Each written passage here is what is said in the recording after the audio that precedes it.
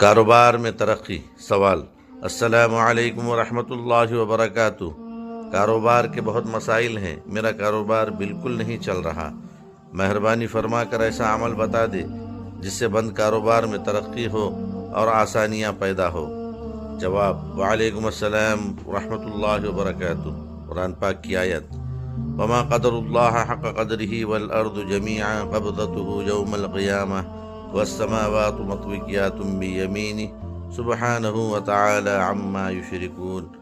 سورۃ الزمر آیت نمبر 66۔